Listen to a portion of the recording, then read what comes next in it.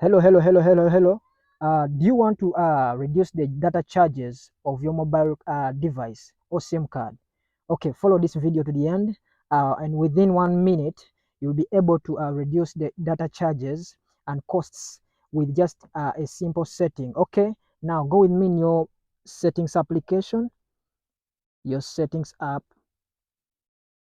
Okay, look for a setting called dual cards and mobile data. Okay, or anything that resembles that. Now here is my dual cards and mobile data.